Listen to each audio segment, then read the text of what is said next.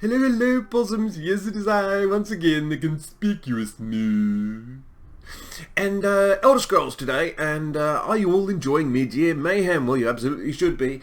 For those of you who aren't on Elder Scrolls or doing Midyear Mayhem, this is basically a week where we just kill each other constantly for prizes and additional alliance points. If you are new to ESO PvP, then this is going to be a rather difficult week for you, but there are a few things that I have picked up along the way, even as a PvP noob, that I think might help you out, so I thought I'd make this quick video for you. So, let's get cracking. Number one, gearing. Okay, so you have a base critical resistance of 1,316 points. This is very nice. Critical resistance is basically your resistance to being critically hit. Now, you can't be critically hit in PvE, but you certainly can in PvP, and there are plenty of players out there who will try and do that. So it is advisable that you get at least some gear with the impenetrable trait on it. Usually 4 or 5 pieces I go with, and around about 2,000 critical resistance. If you get around that area, you can also get it through use of champion points as well, if you so wish. I think up to 660 points you can get in there as well. So don't go overboard. It's not as important as it used to be when we were up in the 3,000s or so, but it's still pretty useful in a PvP situation. Also, because it seems like with the return of proc sets that this is a very, very bursty season. It is highly advisable that you wear maybe a couple more pieces of heavier armor just to give you that additional resistance and health and armor.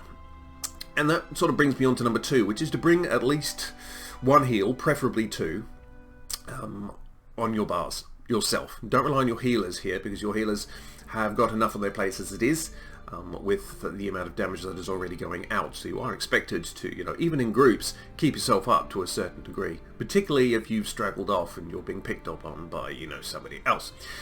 So, actually, I think in my build at the moment, I have 3 heals. I have, 2 standard heals and then an emergency one, which is rather expensive, but has been needed and has saved me on a number of occasions. So, yeah, just because of the amount of damage going out, you're going to need to keep yourself alive.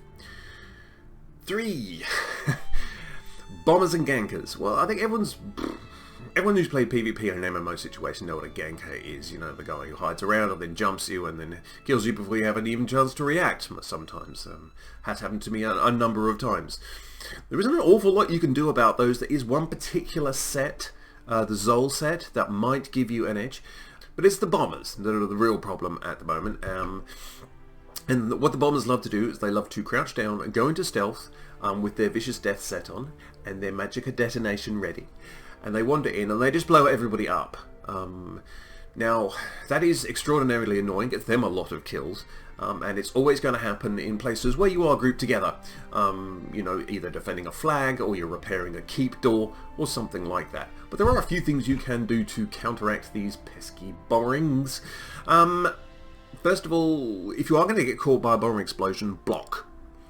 So if you are static, block. Because if you do get caught by an explosion, there is a chance, not a great chance, still a chance that you will survive them. And I have survived bombings by just hanging my block up while everyone else around me has gone splat. Secondly, if you can put some sort of AoE out along the ground, of course, so they get hit by anything they're going to show up. So that's worth doing as well. And finally, there are other abilities such as Mage Light or Camouflage Hunter, where you can invoke some of your own resources in order to be able to detect stealth more easily. There are also detection pods. But, if you don't actually have to go that far, as long as you've got, enough people properly spread out, not exactly next to each other, all at full health, around 30k or upwards, then you should be okay. But, just remember, block, spread out, and drop some AoE of some kind, just to flush them out of their hiding space. 4. Bring Siege. Siege is not expensive. You can buy it with alliance points, you can buy it with gold. It's up to you what kind of siege you want to bring. I usually bring boarding oil for the lulls when I'm pouring it down on top of the battering ram.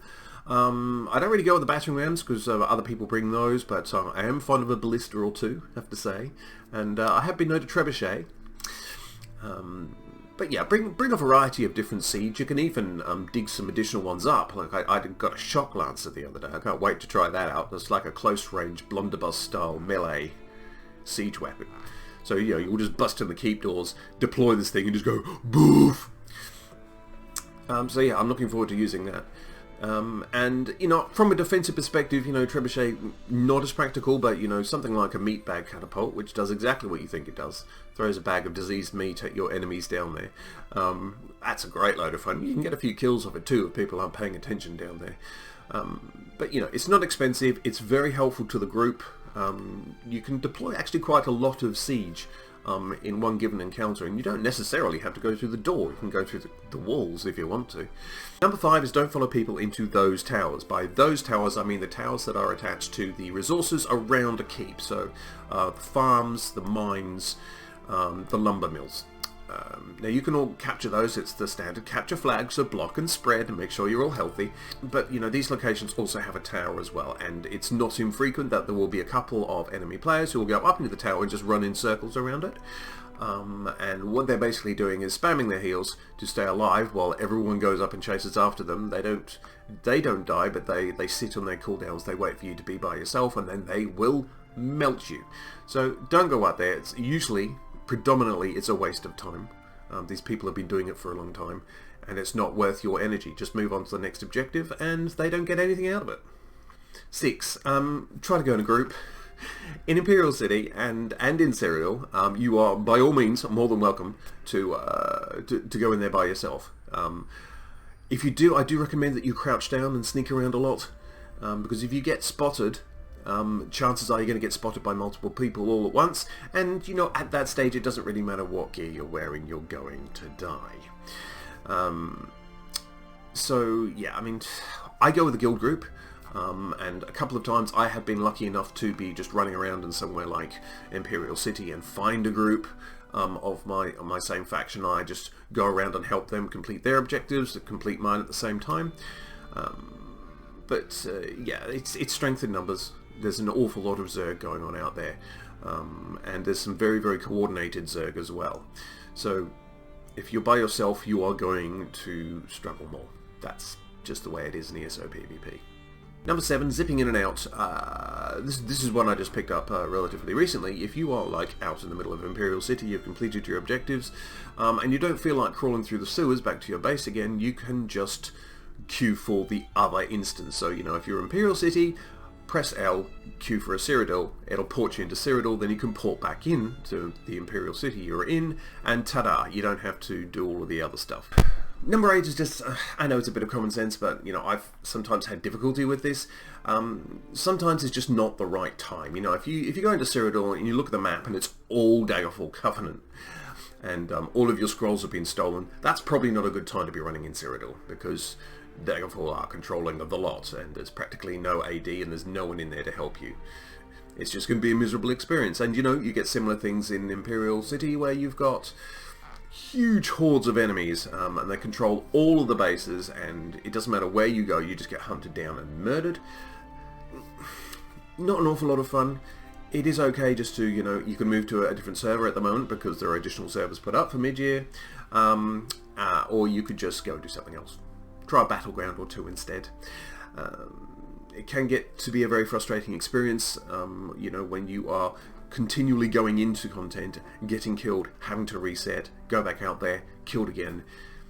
Sometimes it's just better just to walk away from it for a bit and come back later when it's better odds for you.